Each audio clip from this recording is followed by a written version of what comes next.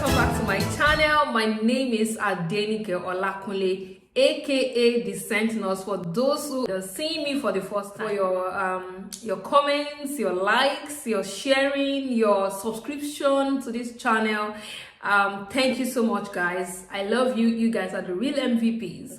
So before I proceed, I would like to put a disclaimer that this video is basically me sharing my experience, my interaction with people, my colleagues at work, based on the inquiries I have made. Those are the things I'll be talking about today. So just in case you have a different experience, kindly comment your experience without interfering with my own truth, because you can comment if you have it better. You can let people know that it's a different case for you. All right, just share your own opinion or your experience in the comment section without being so rude. Thank you so much. We love you. Today I'm going to be answering 2 of the frequently asked questions from my previous videos and also from my Instagram page. I get to answer quite a lot of inquiries based on these questions. So if you like to know more, just keep watching. This video is going to be a really long video, so if you are really interested, please stay tuned. All right, so the first thing is, a lot of people want to know if NHS is better than care home. NHS or care home? Well, the choice is basically going to be yours by the time you finish watching this video. So if you'd like to know more, please keep watching. All right. So in NHS, I currently work with the NHS, and if I knew better, I'll probably have chosen care home. This is not to tell you to make a choice of care home. I'm just telling you that if I knew what I know now, I'm going to be in a care home. Yeah, because number one, care home pays a lot of money. Yes, because except if you are coming here just for coming here's sake, maybe care home may not be what you want. Maybe a lot of money may not be what you want, really. So, and that is not a problem. So you can decide to work all day without getting so much money like you will get in a care home. That's all right.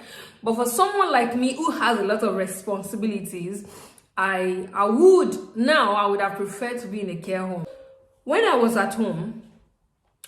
still at home in Nigeria, I got quite a lot of offers, and one of the offers was a care home, and they wanted to pay about 35,000, yes, as a band 5 nurse. But I didn't take it because I thought, it's going to be stressful for me. It's going to be time consuming, and that was what I thought. And I thought, okay, maybe there won't be career progression as such. That was why I didn't make that choice when I was at home. So the first difference is in their salary.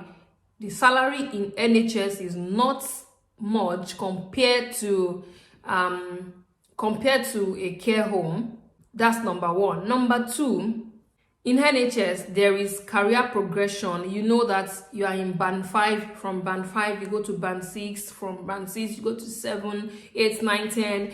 Yeah, so there is a clearly defined career progression if that is what you want in NHS.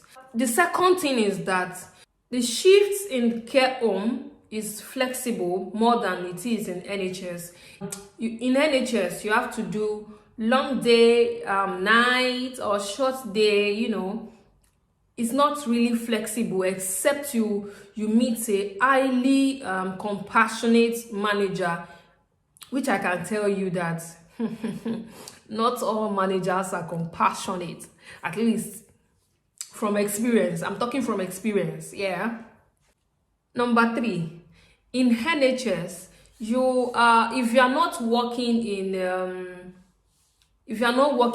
end of life kind of ward, you are not likely to be managing a chronic illnesses. Like, not like you won't manage chronic illnesses, but that won't be your major thing. It will be that there is a patient who came in acutely and then the person has a long-term illness. But in a care home, you know that this person is basically an old person, or this person has a disability that will require them to be cared for like 24/7. So they are probably most times they are old people. Most times they have some sort of disability. That's why they are in care home. And I'm telling you, that's where you are going to do the nursing. Like, you are going to properly nurse in a care home, unlike in NHS where there is a routine. You know, once you come in the morning, you take over, and once you take over, you proceed to probably doing washes, doing bed bathing, you know, doing medication, IV, afternoon lunch. You know, like, there is a clearly defined duties that you are going to do in NHS. Like, every day there is a routine.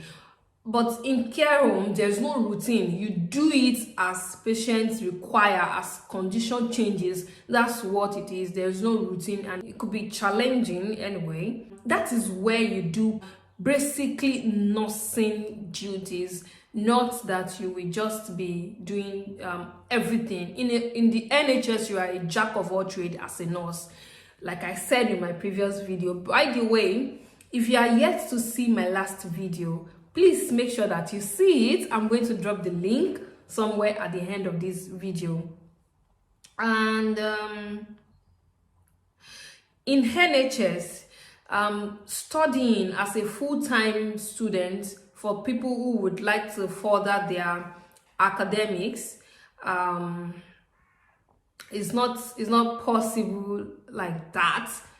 Anyway, so far there could be changes. These things are not static, they are dynamic, and there could be changes. But to go for a full-time course as a NHS worker is not feasible, and is not doable according to what I have inquired about so far.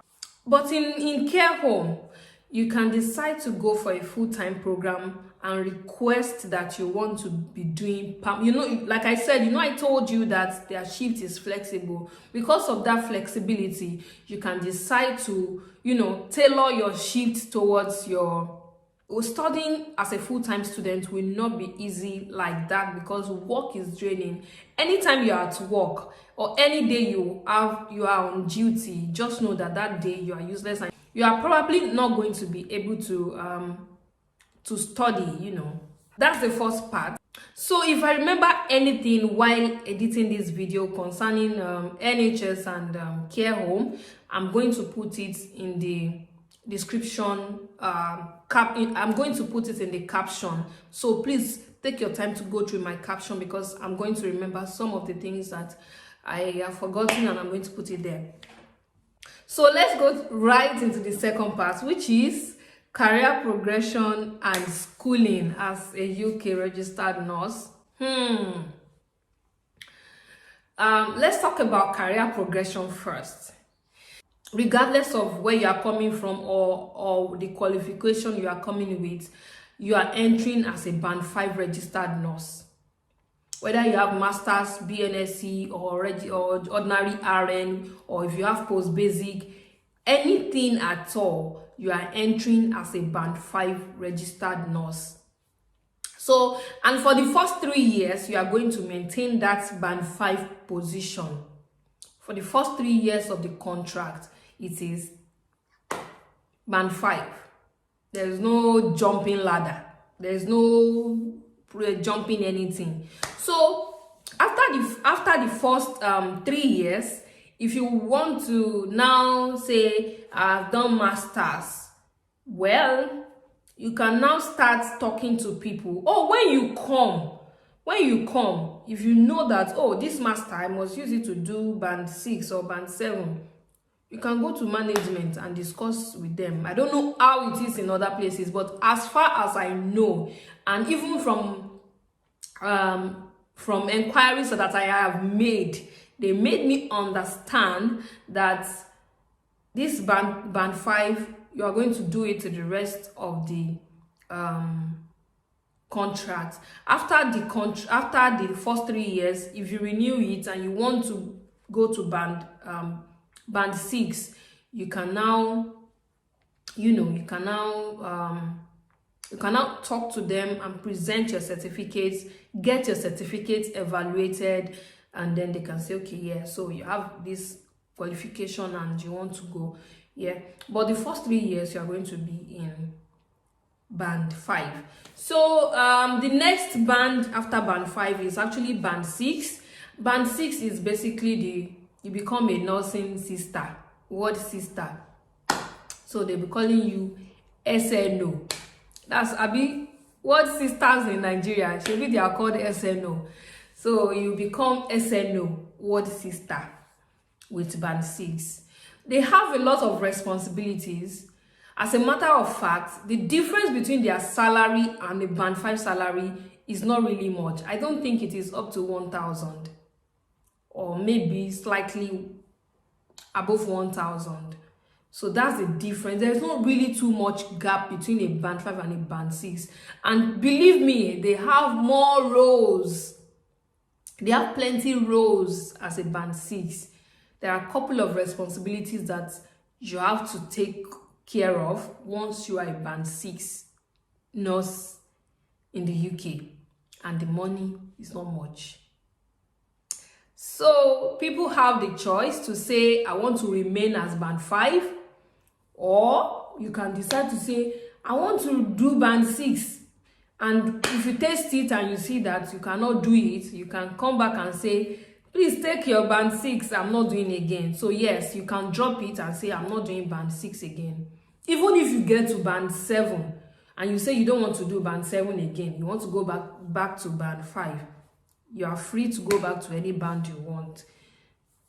You can go back to band 5 because the money is not really much. When you get to band 7, you may have a huge difference between band 5 and band 7. Yeah, but the responsibilities, like I said, is a lot. So as a band 6, you're a ward sister. As a band 7, you become probably the ward manager. Yeah, and if you want to go to, from there you go to band 8, probably the matron, and then band 9, like that.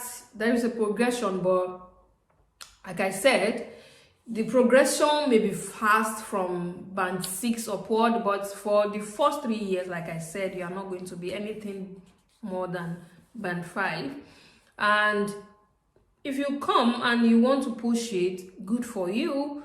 I'll try to push it as well. I'm not really interested. So let's talk about schooling while working in the NHS. This one, I personally wrote schools to find out about it. You know, now as a sharp babe, when I came, I said, I can't remain stagnant, and I love education, I love academics. So I went to find out about schooling and working as a nurse, as a full-time nurse. I wrote to schools and they replied me. What I found that is common to all of them is that if you are going to do a full-time program, you can't work as a full-time person.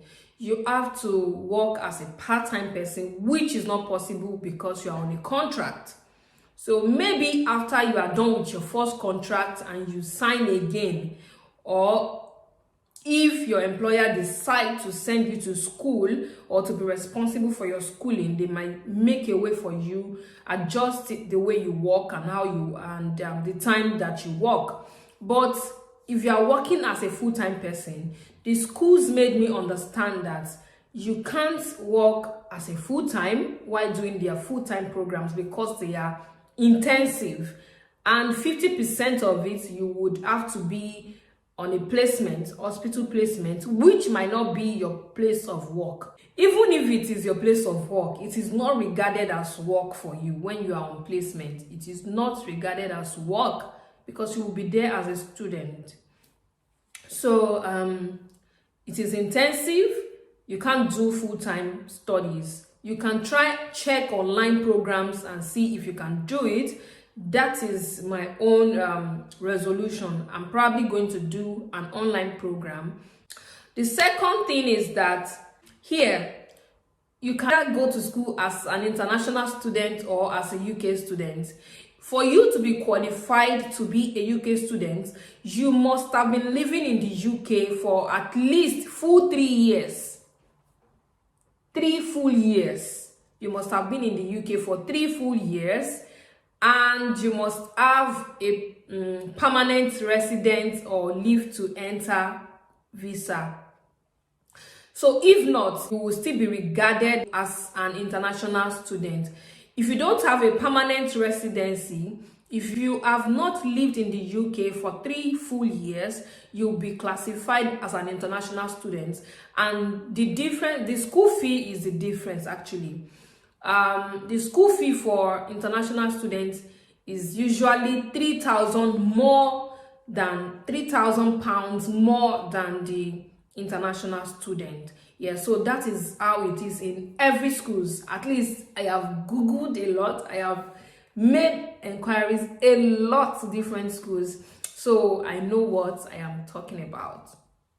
If you want to work in the NHS and you still want to have it a lighter way, there are specialties that you can go for. We don't have such specialties in my home country, Nigeria.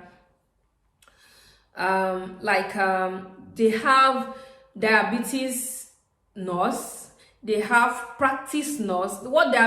They have diabetes nurse. Diabetes nurses, they are the ones that manage.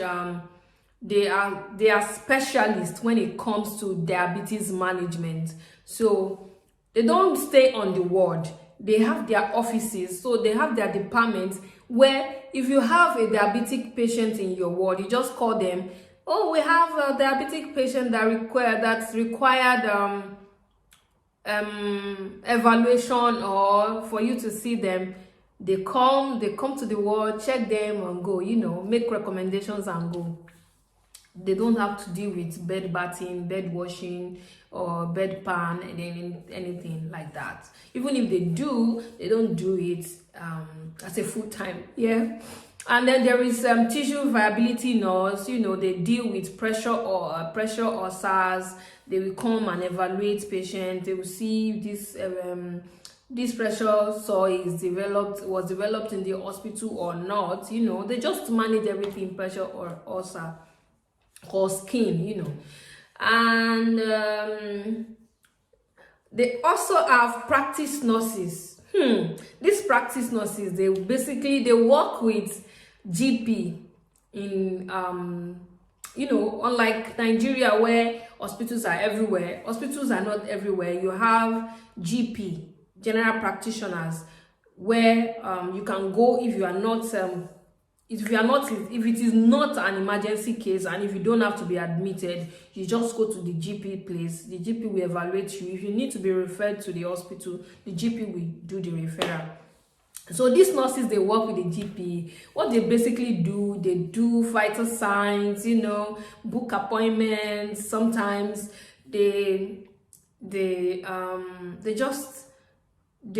follow up, they follow up, and they do wound dressing, sutures removal. At least I know how we do it. When we have patients with discharge, we write practice nurse letter so that they can check the wound, evaluate the wound, assess the wound, remove sutures, just small things like that. It is not really intensive being a practice nurse.